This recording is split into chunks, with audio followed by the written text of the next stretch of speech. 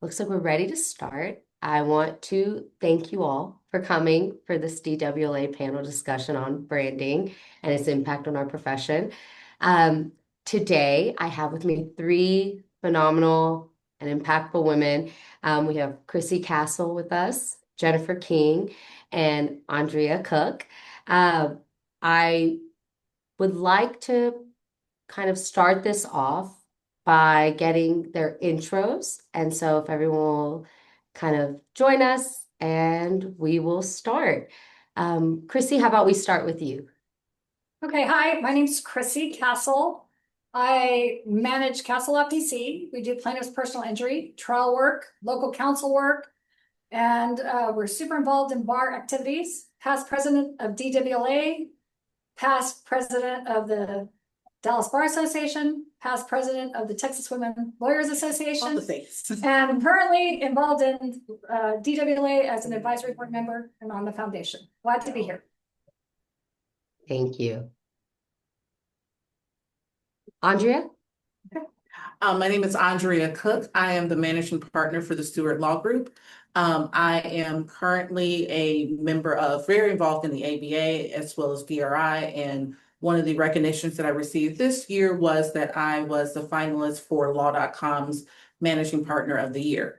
And I'm also primarily my practice areas are labor employment, insurance defense, as well as commercial litigation. Thank you. Jennifer? I'm the one left. I'm Jennifer King. I'm a member at Kershaw Anderson King. I primarily represent hospital systems as well as physicians and nurses and other employees of hospitals when they're sued for medical negligence. Other types of torts related to hospitals, I represent them as in that as well. I'm currently the second vice president of the Dallas Bar Association, which means if you're keeping track, that I'm on track for president in 2029. It's quite a long track. And I'm also currently the president of the Dallas Women Lawyers Association Foundation, and I'm a past president of the DWLA, and I'm happy to be here with these two amazing ladies. How exciting. Thank you. And congrats on your 2029 presidency. Early congratulations. And for those who may not know me, my name is Malissa Patel. I am part of the programming committee here for DWLA. I am real estate counsel here at Vistra Corp, and I am very, very excited to have you all with us today for this lunchtime fun. So thank you, and let's dive in. As you all know, in the legal profession, our reputation often enters the room before we do. Some lawyers build that brand through their expertise, others through visibility, and many creating it off of something memorable. And I think you're going to learn today that all three of these women who are speaking with us have embodied those characteristics. And so we're going to explore how they were intentional with their brand, what worked for them, what didn't, whether it was intentional, unintentional. And really, we hope that everyone can kind of have a takeaway of how your reputation can open doors and how you can hold on to your brand and make it bigger, better, and more impactful, not just for yourself and your business, but also for the legal community as a whole, especially women in the legal profession. So I want to start with getting an idea of how each of our panelists' brands started. Everyone starts somewhere. And so I'd like to ask, Jennifer, I'll start with you. When someone says your name professionally, what do you hope immediately comes to mind? Well, I think what I hope comes to mind is that people find me to be extremely competent in what I do. And for me, that means that I not only know the area of the law, which is medical malpractice, medical negligence, but that I know the underlying medicine. The people who do well in that area of the law are really attuned to the medicine. They learn it, they know it, they have to know it as well as the experts that they're deposing in a case. So I really hope that when people think of me, that they think that I'm excellent. I try to be excellent at everything. That's my motto, be excellent. So if I'm doing it, I want to be excellent at it. So I think that when people think of me, I hope that that's what they think. Amazing. So Was the reputation intentional from the beginning, or was it something that you developed over time? And if so, could you kind of walk us through what that looked like? Yeah, I think it was from the beginning. So really, it is daunting when you start out and you're starting in a new area of the law and you're trying to, one day you want to, be in charge of a firm or you want to be in charge of your book of business, right? Like, you want that. And it just seems unattainable when you first start out. So really what I did is I first decided that I was going to be the best associate. I was going to bill the most hours. I was going to be indispensable to my partner. I was going to be there when if he didn't take a lunch, I didn't. So really step one was learning as much as I could about the area of law in which I was practicing, learn the medicine, which meant I was looking up every other word in medical records at first.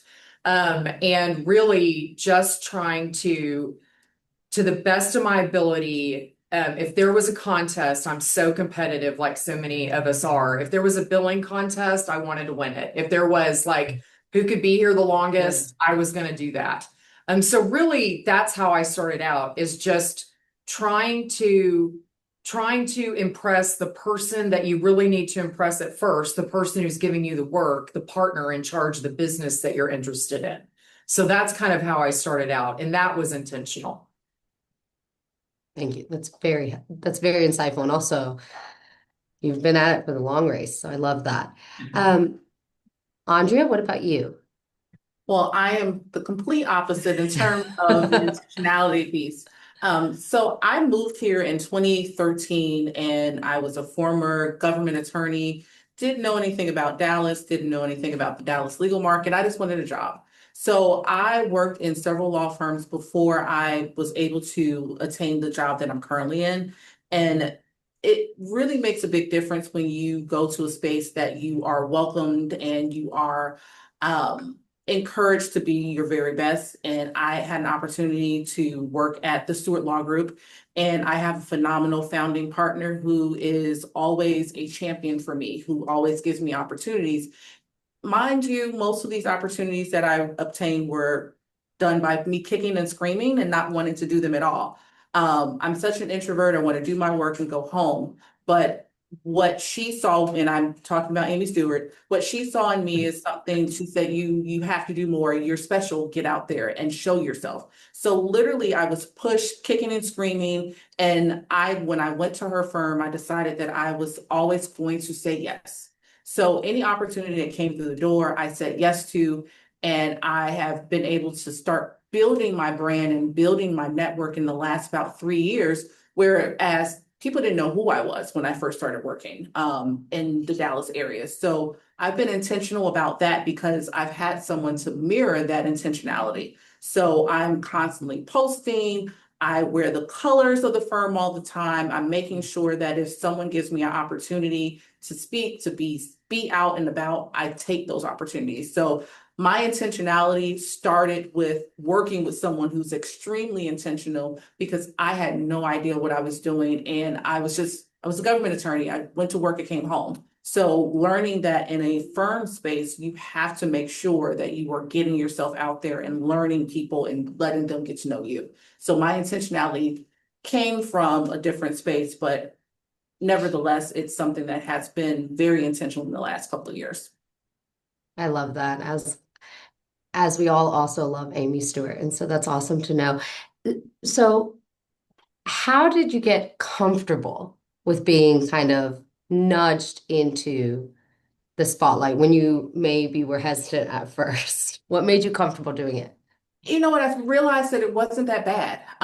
You do one and you do a CLE or you give a presentation Mhm. or you join a committee. I was always a worker. So I was always someone that was on the side. I might text the chair and say, hey, I'll help you out, but I don't want to be on the committee. I never liked the limelight. But given the opportunity, if someone asks me to do something, I always will do it. So I think it's more repetition and just getting to know people. Whereas if you get involved in the community, you know people. So if I see something that says Chrissy's on a panel, I like Krissy. So I have no problem with being on the panel with her or other individuals in the yeah, in the legal market. It doesn't matter. You just get comfortable as you learn to you look out in the crowd and you see people who you are friendly with, and it just makes a big difference. So for me, it was just getting comfortable in myself and also comfortable in the space and getting to know people.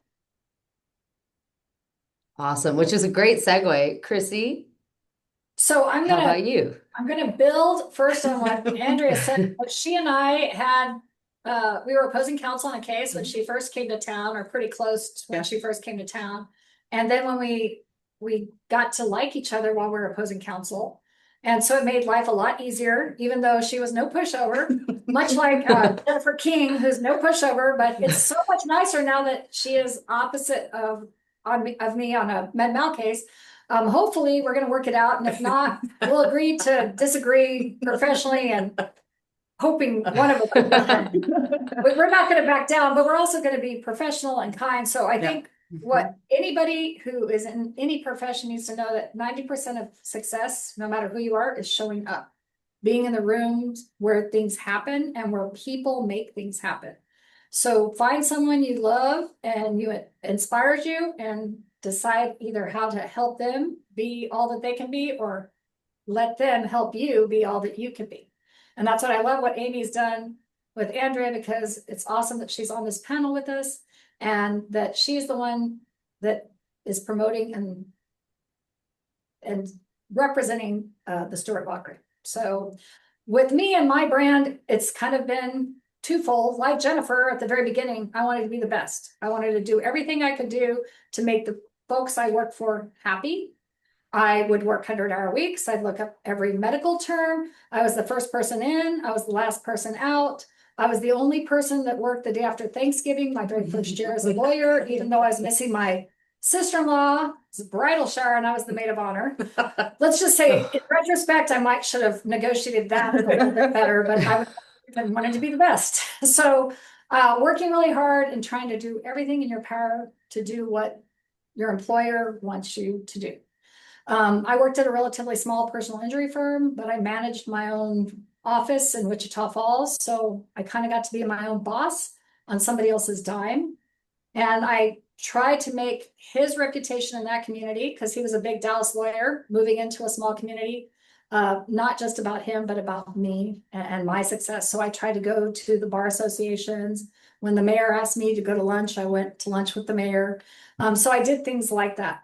But my brand is Kastl Law PC. When I started as just Kastl Law in June of 2006, I actually decided to steal my grandparents' and then my parents' logo. They had a traveling portable carnival, and they were Kastl Amusements or Greater Kastl Shows, depending on who you ask. And they had the Walt Disney Castle.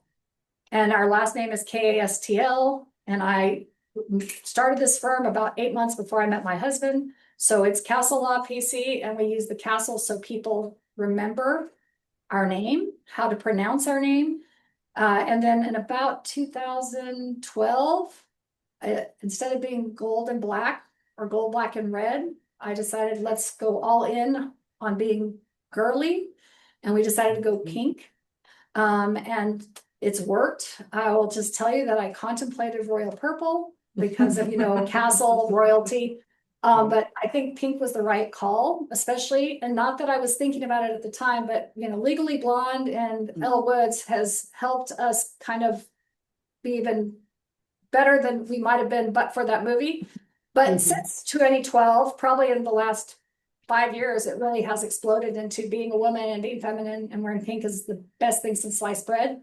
It was a little bit risky when we decided to do it initially. But branding is everything. And so there's pink Kastl splashed all over DAYL, DBA, and anybody else that asks us to sponsor something, we try to show up and have that logo. So that, I think, helps build our brand as someone who's in the community, hopefully doing good work. And I personally have tried about 125 cases to jury verdict. So I think we're known as trial lawyers, although in the last 5 years, I focused more on bar work. I think that's something we want to be known for, is a firm that's not unwilling to try a case. Amazing. And it's clear hearing all three of you that you all were very, very intentional in your path. And, it's clear none of your brands happened just accidentally. You each invested a lot of time, energy, and effort into these. And so I have to ask, Jennifer, your clients are hospital executives and boards, not social media audiences.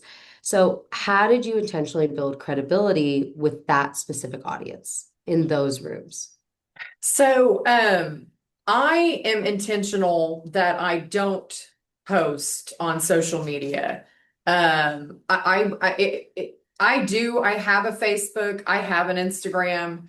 I use them mostly to like other posts. So, like I will like a DWLA post, I will like a Dallas Bar Association or an Arts District Mansion or one of Krisi's posts where she's at an event that I've been at, or somebody puts me in a photo, that kind of thing. But I do not, you will not see me fighting with people on social media. You will not see me posting anything that could be considered controversial. And that's because I interact with so many people with so many different viewpoints. And the last thing I want people to be influenced by is some perceived thought about me, rather than my legal work. And so I don't post a lot on social media because the executives and the board members that approve my representation of hospitals don't not that's not where they're looking for their legal legal representatives. Now LinkedIn, posting articles, speaking at seminars and posting about those things, being on the D Magazine list or being on the super lawyers list. Those things add credibility once people look me up. So my webpage on the firm has all of those things on it, and I try to keep it up to date on my speaking engagements. So I do a lot of that, and then the firm will kind of post about those things on LinkedIn. But so I really try to limit the posts about me that are going to get out to potential clients and clients to things that are very professional in nature. And that's just because my client base is different than, say, Krisi's, where social media is extremely helpful for her and the clients that she's trying to reach. So I think you have to be, with your social media strategy, you just have to be, to me, intentional as to who your audience is and who can potentially see that and direct your efforts in that direction. I agree. And I know, Andrea, we had discussed this previously. Being intentional with who your audience is on LinkedIn got you some of the biggest cases in your career. Can you tell us more about that? Yeah, Stewart Law Group has a phenomenal marketing director, and that is all she does. When I first walked into the firm, I was given a playbook, and the playbook, of course, our law firm is very sports minded. So I was given the marketing playbook that told me exactly what I should be doing. If I'm going to an event, I post about the event before the event happens. I'm posting at the event, I'm posting during the event, I'm making sure that I'm constantly top of mind on social media. So I was given that at the very onset of coming to the firm. I was not a social media person whatsoever. I will take pictures, I will send it to her, I will say, can you create something? But I don't do it myself. But one of the things is that we had a marketing campaign about our wins. So I do labor arbitrations. I probably do one or two a month. And we had a marketing campaign about our wins. So we literally had 1 out of 1, 2 out of 2. By the end of the year, I think we were 8 out of 8 with our wins, and constantly posting about those, constantly posting about speaking engagements, articles. I was building a brand for myself away from I shouldn't say away from, but in conjunction with Stewart Law Group. So when there was an opportunity to do a massive arbitration that had media coverage and was the company that I was working for was very nervous about it because I had been posting about my wins, they gave me that opportunity. And it was an amazing opportunity that I would have never gotten if I would not have had that social media presence. And thankfully, at the end of the arbitration, and we got the award, we actually won it. So we could add after that, we had 8 out of 8 because we had won that one. So it's constantly being top of mind, and literally the playbook that I was given on the first day, if I've realized that if you followed it, you actually would get something out of it. So it's literally embedded into the fabric of the firm, and literally I've done it kicking and screaming, but it's really, really paid off. So you have a very helpful marketing team. For our attendees who may not have that kind of support, if with or without your marketing team, is this something that you've kind of grown into the habit of also doing now? And if so, do you have any tips for any of our attendees as to how they may be able to allot time for this or be more intentional with how often they're posting about themselves and their success? I literally have on my calendar every other day at 4 o'clock, it says social media time. Okay. So that is me posting or reposting or liking something. And it's literally 15, 20 minutes I think it's Monday, Wednesday, Friday. I do that just so that I'm constantly posting and reminding myself, oh, I went to this event. Let me make sure that I send these pictures. Or, there are a couple of influencers that I follow that are legal, so I will like a post. So I just am very intentional with taking the time out to make sure that I'm doing it outside of just the marketing director that we have. She's phenomenal, but I have to do the work too. Okay. Now, Krisi, your branding is one of the most recognizable in Dallas, and you touched on it, the pink, and Jennifer had mentioned also, tailoring your posts to your audience, being on all platforms of social media. Tell me, why pink? What are some of the items that you lean heavily into, that most lawyers may shy away from? And really, any input you have for attendees on how they can kind of take that leap too into kind of the less traditional path of self-promotion and branding. I think we all need to think about this. Things don't need to be perfect. And I've gotten in the habit of where I want things to be perfect. So I'm posting less, even though people might not believe that. I'm posting less, and I do have I do pay, I don't know if it's Thomson Reuters, there's somebody managing my Facebook post, but I still do most of it myself. And what I find is when I do most of it myself, I get more likes and more traction. And I will tell you that I am very mindful about what I post on social media. At one point, I was posting my political viewpoints. I've refrained from doing that because it's not helpful, and it could ostracize some of my potential clients. Most of my clients are going to align with my political beliefs, but some of them don't.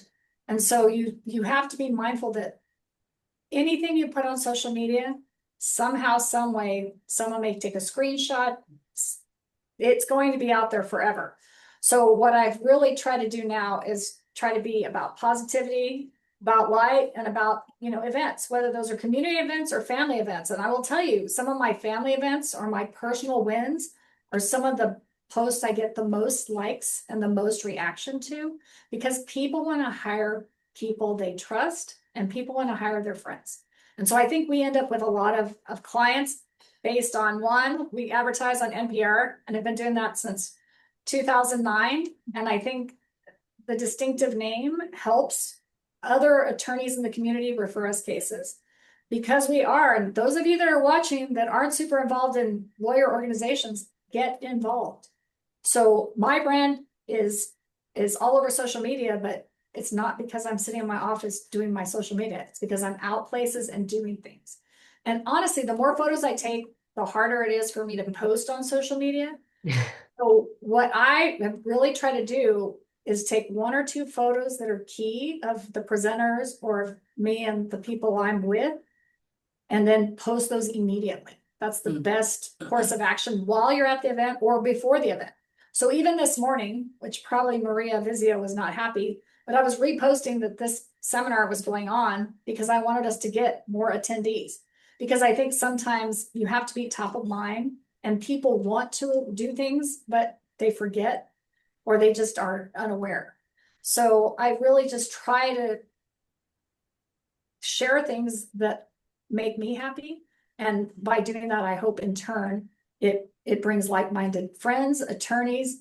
Lots of my clients are friends from high school, friends of friends from high school. My maintenance man at my building, when I first started my business, gave me one of my very first cases. I went to a baby shower and my friend's partner's sister's cousins, somebody had a case and my friend didn't even think about it, but because I met her partner at a baby shower and he's like, well, what about Krisi? She can help your parents. And so I think you just have to be mindful that wherever you go and whatever you do, it's cliche, but know who you are and have your elevator speech.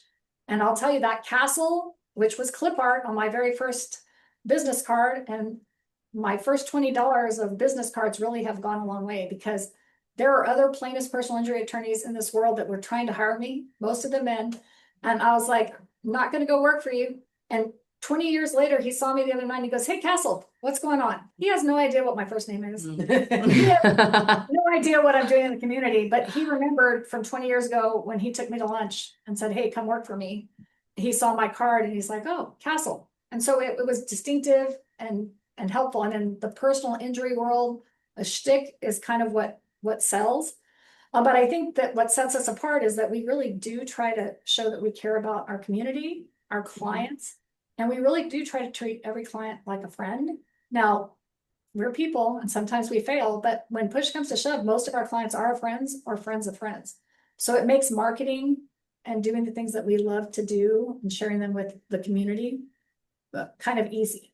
But all our posts for the most part are public and they're out there, and I try to be mindful at private baby showers or private events. I don't post. I create a folder and let them post, and then I'll like or share their post if they put it out there. But if it's a public event at the Arts District Mansion or a speaking engagement, I try to post those quickly and often. Now, I will tell you, I have about 20 posts that I need to go back and do, and today's the last day of June, so I'm going to try to do a recap of June, and we'll see if I get it done today. So everyone make sure you go follow Krisi so you can see everything she has been up to in the month of June and promote that brand. And you had touched on this slightly, but it has been a long time coming for you, Krisi, in terms of just you've remained consistent and loyal to your brand.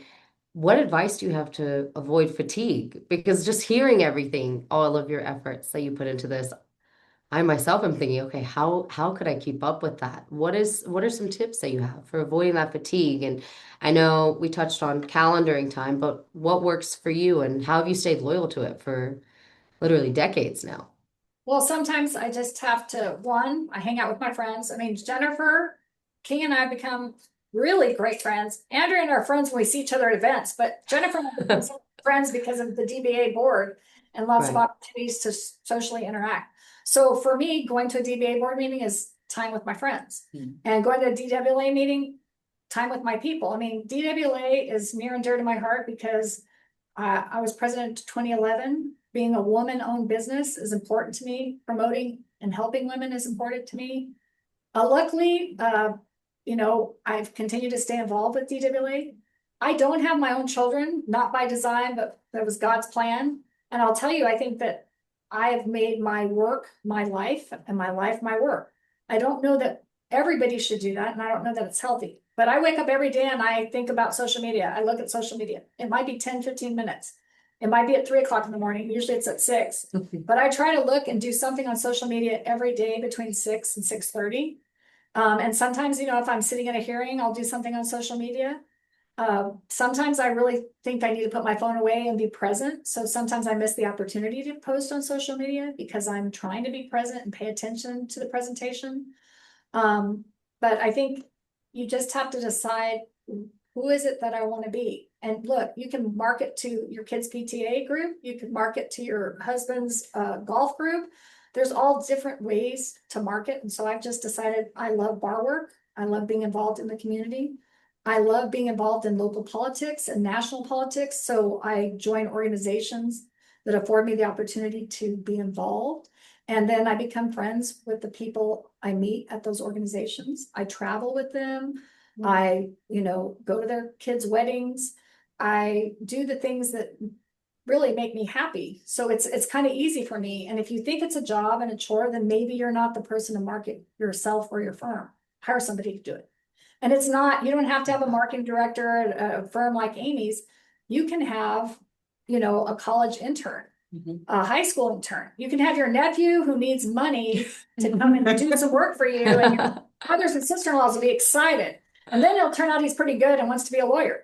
So I just look at opportunities and try to best utilize people, assets, and resources, and try to make it more fun. And I'll tell you, I've been up since 1:30 this morning. I'm not sure why, but today I feel better than I felt in a long time, even though it's a very busy day, because I was super excited to be able to be on this panel and interact with all of you, and particularly Jennifer and Andrea. So it's just kind of something I've decided to do, and I'm still not where I want to be financially. So I'll be working and marketing and trying more cases. I'm officially done with the Dallas Bar for a while, officially, but I'm still going to always be involved and show up and promote and support it. Thank you. And we appreciate all the time you give us. And I'm going to tell myself that you were up since 1:30 in the morning because you were just so excited. I was. To hang out. I am excited. Jennifer, I do want to segue because you are a founder of your firm, and how, based off of what Krisi mentioned, do you think some of the same patterns had to exist for you in terms of branding and promoting over the last years on your brand and staying consistent with it? Have you ever experienced the fatigue? And if so, how did you get past it? I mean, I'll just, when you practice at the level of the people here on this panel and several here, when you practice at that high level, when you are in demand as far as your representation, when you are involved in bar activities at the level that all three of us are involved in, it can take a toll. What Krisi said is true. The bar activities that I participate in, both for DWLA, DBA, LGBT, all of the bar associations that I'm involved in and try to be active in, those are fun for me. And so they are, I don't view that as work. Life is too short to do things that you're not passionate about. We work too hard to not be passionate about it. I'm passionate about what I do for a living. If I wasn't, the amount of time I spend doing it I would burn out pretty quickly. If I didn't love and was passionate about the service to our members of our bar associations, if I didn't love it and I wasn't passionate about it, I wouldn't do it, because it would be like Krisi, I don't have children. I have fur babies. I probably, spoil my fur babies as much as anybody spoils their children. And I have a husband, and we love spending time with friends and traveling, and that's how I decompress. But yes, burnout and fatigue are real things that happen. We all try to pretend like you can have it all the time. And that I haven't found that to be true. The person that tells me that they can have it all the time, I don't believe them. I might be a great lawyer one day, but that day I'm also going to be a bad sister and a bad wife. I might be an amazing friend to a group of friends that I'm on a trip with, but I'm not going to be a fantastic lawyer during that time. I mean, you have to split your time. Time in a day is finite. Now, I will say I don't have off hours. You'll find me working at, and anybody who knows me on this, and Krisi knows too, you'll find me midnight, 1, 2, 3 a.m. Now, I don't really see 5 and 6 unless I'm still up. My body's like, okay, we're done at that point. But and Saturdays, like, there's not a Saturday I don't work. There's usually not a Sunday that I don't work. Vacations, I work. So It's a trade-off, right? It's a trade-off. I've decided that I want to be have my own firm. I want to have my own book of business. I want to be active in the bar. I want to excel in each one of those things. I want to speak at the seminars that are important to my practice area. I want to educate at my hospitals. And so when you do that, that necessarily means that you're spending a lot of your time doing those things. But I also spend some time just laying on the couch with my dogs, watching Netflix. So as my downtime, where I'm like, I won't answer the phone. Okay, so what I'm hearing is this take pause when you need to, which is great to know. And it's great to know powerhouses also have to, slum on the couch for a little bit to recharge. It's not just me. Andrea, do you have anything to add to that in terms of if there's a day you want to snooze that calendar reminder, maybe?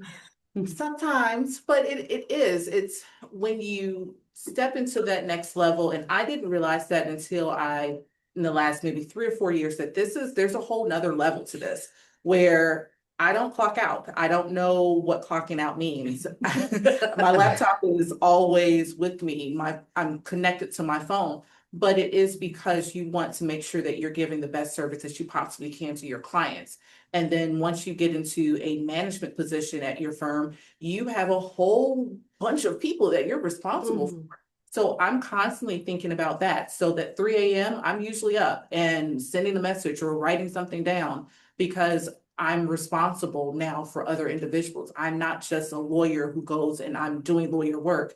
I'm doing other things. I'm managing things. I'm also getting involved in the bar, in the community, doing other things that I have to constantly juggle. And just like Jennifer said, one day I'm excellent at one thing and the next day I'm horrible at it because it's not a balance. It's a balancing act. And when people say it's work-life balance, that doesn't exist. It doesn't exist. You just have to make it work. And if you have the support system with your family, friends, and I don't have children either, I have fur babies, but it does help where if you have a support system that constantly checks on you, make sure you're okay. Or if it's just, Andrea, you need to have brunch with us on a Sunday and get away from the computer. Those are things that I use to recharge because burnout is absolutely real. It really is. But it makes a difference if you're doing things and you're surrounded by people that you like and things that you enjoy. And it's not work then. It really isn't. And you should remember to work, to live, not live to work. And I One of my favorites. young lawyers, I mean, you need to work. Don't get me wrong. You should not be doing what Jennifer and Andrea and I are doing, going on trips and doing all this stuff. You can work for a year or two, okay? And you can get your 1 week vacation after you've worked a lot. But I mean, and I'm not trying to be flippant. It's true. I think I work too much, and I think I don't have children because I worked too much. My 20s away, my 30s away, and even my 40s to some degree. And finally, in my 50s, I want to step away and have more fun and do more fun things. But it's really hard it's hard to find a workforce that isn't willing to put in a 45-hour week. And if they want to be successful trial lawyers, I'm not trying to preach, but I'm going to preach. Because if you're a young lawyer watching this Zoom, just know we didn't get here without making some serious sacrifices. And I have a lot of fun in the last 10 to 15 years, but I'll tell you, there were years where I had almost no fun. And it was all work and it was all stress. And I'm not saying that's what you should do either. But to get to where you do have to make some sacrifices and some choices. But with that said, if it's your brother's wedding, your sister's bridal shower, or your sister-in-law's bridal shower, and you're the maid of honor, talk to your employer and see if you can work that out. I was the only person. I feel like this may be brought up at your dinner table still to this day, Krisi. Yeah, I mean, there's a happy medium. I think that, Right. it's a good way to think about what do I want my life to look like 5 years from now, 10 years from now, 15 years from now. And if you're a young woman, and you really have to understand that if you want children, freeze your eggs. And if you can't freeze your eggs, take some time to figure out how to have your kids, because it was something I really didn't even think about until I was 40. Well, 35 when I had a friend really upset because we were geriatric pregnancies if we got pregnant. But The worst title. Yes. But I mean, just really think about what you want from your life. And if bar work isn't for you and your children want to be a big focal point, then figure out how to make their friends and their activities your referral source. And make Yes. that your social media. I mean, there's just so many ways. There, people are people. It doesn't matter if you're the janitor or the president of the United States. Everybody wants to be respected, liked, and they want to have friends and they want to have fun. And they want to be, self-sufficient. So if you can remember those things, life is going to be good. But you have to make choices, and sometimes they're hard ones. Speaking from personal experience, don't sleep on the carpool line. There's always someone, someone looking for a lawyer somewhere at that school. Um, and Krissy, you kind of touched on something I want to talk about is the advice that if you wish you understood on personal branding earlier in your career. And it sounds like from your perspective, it's, put in that time, obviously figure out a balance with your employer on the things that you really need to call out for. But for the rest of our panel, Jennifer, would you like to give any additional thoughts You on know, I- personal yeah, branding early in your career? I'll say I'll echo what Krisi was saying. It's um there were a lot of things that I feel like um I don't know if it was instinctual. I don't know if it was because my generation was left alone at home and had to like fend for ourselves like Lord of the Flies. Expected to leave the house and never come home till the street lights came on. But I came into the profession expecting that I was going to work longer and harder than everybody around me, and and if there was a firm event, I was first there and last to leave. If there was an opportunity to meet a spouse of one of my partners and make a good impression, I did that. Because I think your first client when you're young is the members of your firm. That to me, because yes, you're, I was at a defense firm. And so, yes, I had clients and yes, I worked with them, but not a one of them was going to give me a case and to handle. I mean, when you're first out of school, and that's they shouldn't have given me. Okay, here's your case, Jennifer. Without supervision. But my first client I viewed as the people, the partners that had the work, the partners that owned that business. And if they had faith in me, and if they liked me, and if they had confidence in my abilities, and they saw that I was willing to do whatever it took to get the job done, then they trusted me to give me more and better opportunities on files and more responsibility on files. And then as you get that, the clients start trusting you because they see you more often and you're at meetings and you're handling those meetings well. And they see you at hearings and you're handling those hearings well. And that is what has, confidence and focus. So what I would tell young lawyers is this. You need to, and I realize that post-COVID, not being in the office is something that everybody wants. But FaceTime is you don't want to be fungible to the people who make the decisions in your firm.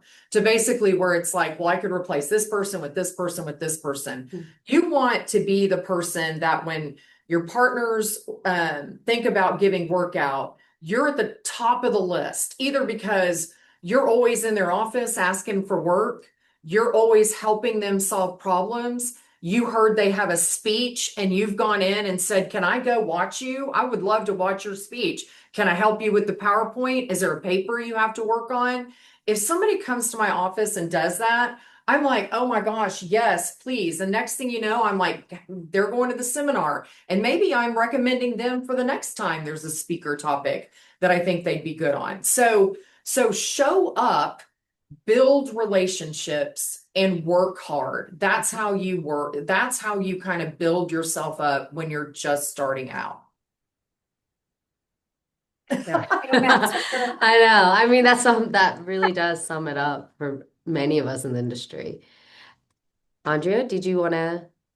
And the only thing I can add is that one of the things that I've been, at least in the last couple of years with where I am, just for instance, I'll give you a prime example. I came in as a partner, just a regular income partner at the firm, but I knew that I needed to be talking to Amy. So instead of taking the larger partner office, I took the smaller one. Why did I take the smaller one? Because it's right next to her office.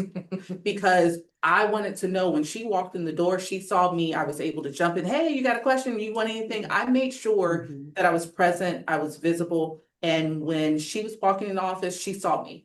I also literally stalked her calendar. I mean, when I have her calendar up and I have my calendar up, I look at her calendar before I look at mine because I knew that I needed to make sure that this woman saw me because there were other people in the office that got hired around the same time I did. So I needed to make sure that she knew that I was her number two. So, and I never had a problem with that at all. So I've always, at least in the last 4 years, been making sure that I've been very front and center and making sure that I was always her person that she could call. So much so that I went from regular partner to managing partner to newly equity in January because, thank you, because I made myself invaluable to her, where I could say, hey, you're on vacation. Can you please get off? Let's get offline. I got it. We're good. And when you're able to do that for someone at your firm, it just makes you invaluable and it makes such a huge difference and it will propel your career where if she can't do something, hey, you want to do it? I automatically get that opportunity. And those opportunities are amazing. So never turn down the opportunity to be somebody's number two, because number two is it's great. It's an opportunity that you can never get away from and you need to make sure that you are always saying yes. And if I can out you a little bit, I think Yeah. panel, because Amy was asked first and then she had a conflict. She goes, don't worry, because we scheduled the date. She goes, don't worry. Yep. Andrea can do it. Absolutely. And here you I are. love that.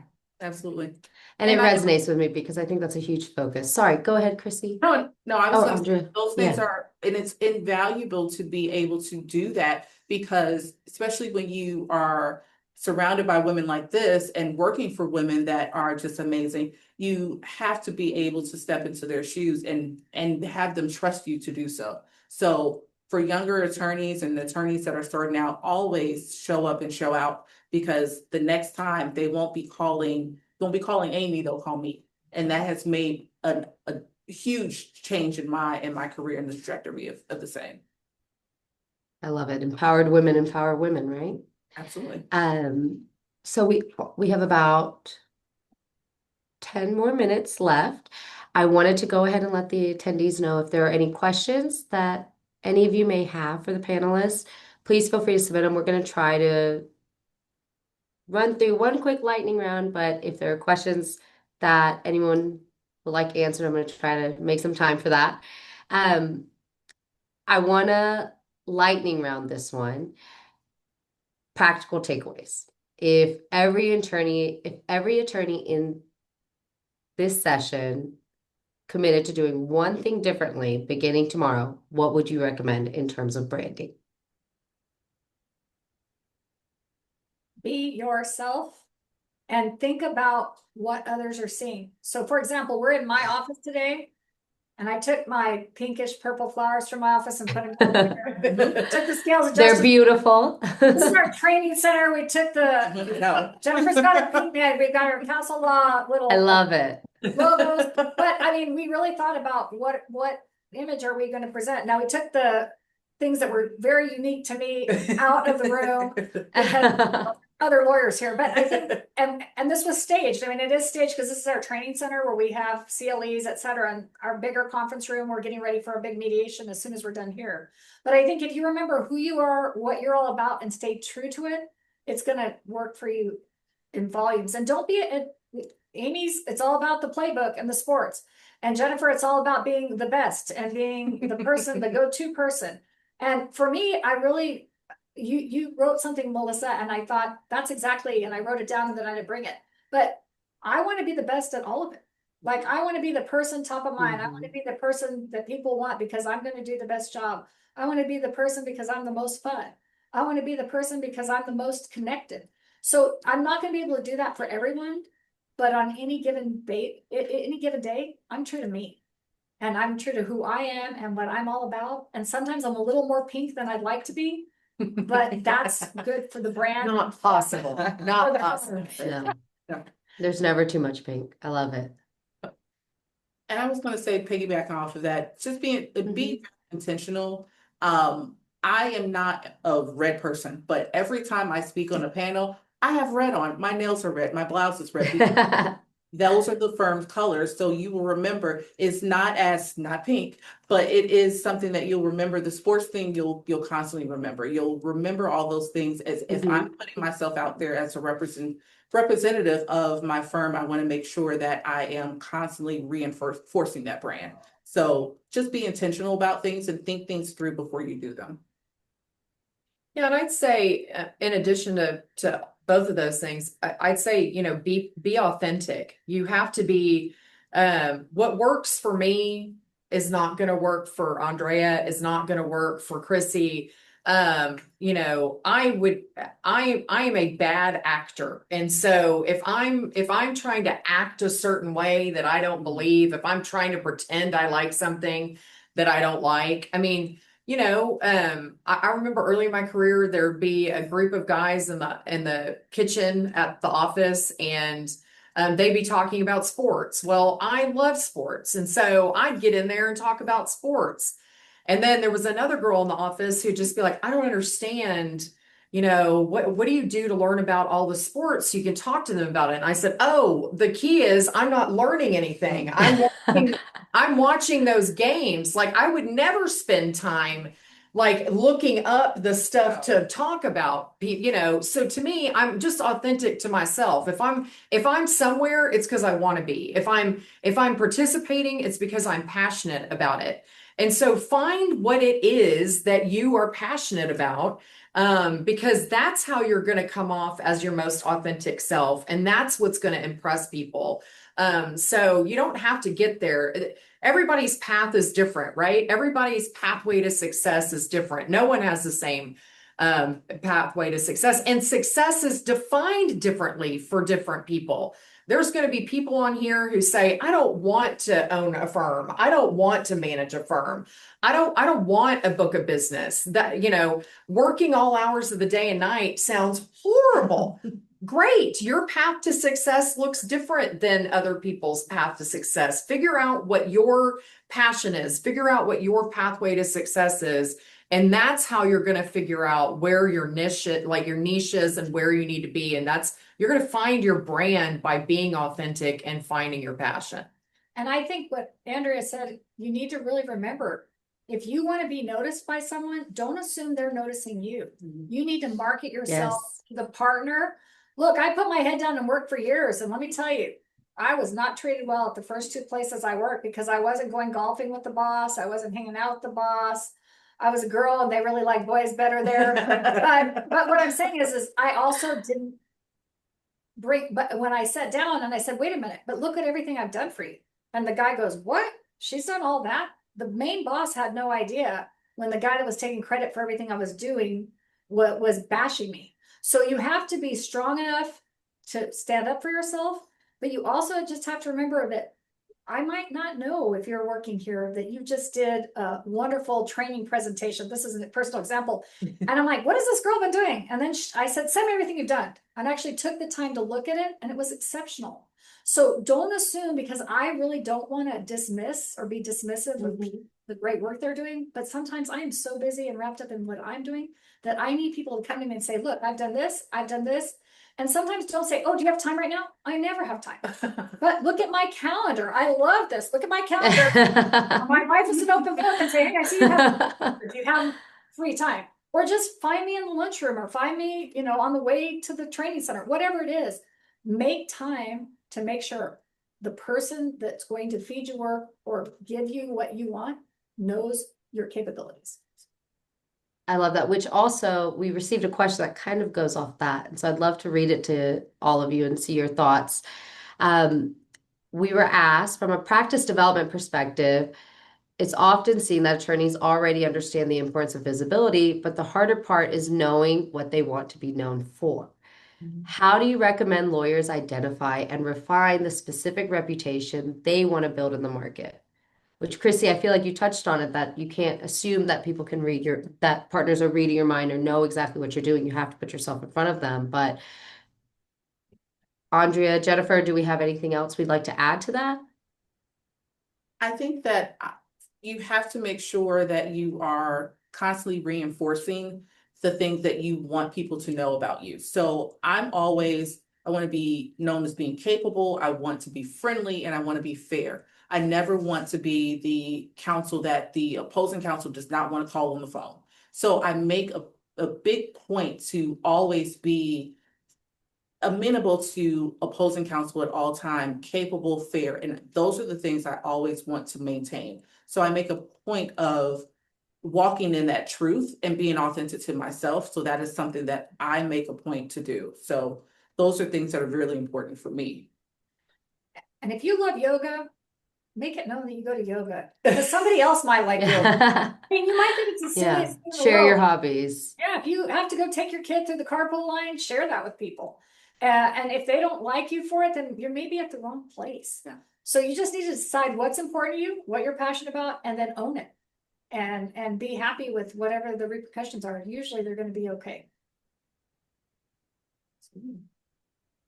Okay, we have time for one last question. Is there and any of you can take it, all three of you, is there anything that you've tried with respect to branding efforts that you've determined is not worth the effort? For example, it does not result in bringing in clients or building a reputation. I can chime in. I am not a sports person, but I'm at a sport firm. So if I give a presentation, I do not try to fake and be Amy. I am not Amy. So I never try to be anybody that's not myself. So those things, when I first started, I'm going to learn this, and it fell flat. So I never try to do those things. So for me, again, I think we've said this has been a running thing the entire time. Be authentic to yourself, because if you are not, it will never work. And I think you have to know that branding, like, does a mug, although this one says Krisi, with counsel on it, does it really get you any? I don't know if it does, but I think like NPR, I never really see direct referrals from NPR, but I think I hear all the time, hey, I heard you on NPR, from random people, or hey, I saw you sponsor this, or oh, you're everywhere and doing everything. Does that really translate into business? I'm not sure it does. But I think it must at some point, right? Because people know who I am, and they know we're a plaintiff's personal injury firm. So I love that. Jennifer, did you have anything? Well, I just think, I mean, we've talked about finding your passion and being authentic. And so to me, there's likely things that I've done that have not resulted in me having business. Now, I can't think of anything where I did something and it actually was detrimental or wasn't worth my time, simply because I'm not engaging in activities that I don't enjoy. And so even if it's not getting me business, or building my reputation, and also I will say, you can't always tell what is going to end up giving you business. I'll give you one easy example. When you decide that you want to be competent, and you decide that, like I always decided that I was going to always help out my co-defendants. One of my mentors was Blackie Holmes. He was very, and Bob Beggart. They both were very, very nice to co-defendants in cases, got along with plaintiffs' attorneys. I've tried to echo that, very ethical attorneys. And when you do that, you then build a reputation among your co-defendants. Well, one of my co-defendants, I don't know if she's on here, but her name's Maria Ganson. Well, she throughout the years then became somebody who was in-house at a hospital system. And when she did that, she thought about who like a decade ago when I was practicing with, treated me fairly as a co-defendant. Always was competent, always was prepared. I want to work with that person. And so you can't ever tell whether the person that you're spending time with in 2003 is going to end up giving you business in 2015. So I would just say, as long as you're engaged, as long as you're being true to yourself, as long as you are engaging in the practice of law, the way that makes you feel good. As long as you're passionate and you're being authentic to yourself, nothing is a waste of your time. It may not result in business tomorrow, but you never know when it might result in business. True. And find a good group of girlfriends, because when you're doing something you shouldn't be doing, usually they're the first to tell you. I love that. That's very true. Well, we've hit time. This has been a wonderful, wonderful conversation. I thank each of you for joining us today and sharing all of your wealth of knowledge with our lovely group today. And I applaud you all for creating such impactful brands by staying committed to the path, staying, intentional, strategic, and authentic. And, you know, overall, I'm very excited to see all the great things each of you do. And I look forward to continuing to follow all of y'all's success. Thank you again. And Melissa, thanks for being a great moderator. Thank Oh, you. thank you. Awesome, It's Melissa. been my pleasure. I appreciate you all. And to all of our attendees, CLE credit will be shared. I believe Maria may be sending it shortly. There we go. CLE submissions in the message box. So thank you all. And I look forward to seeing you all at the next DWLA event. Thanks. Bye. Bye, everyone. Bye, everyone.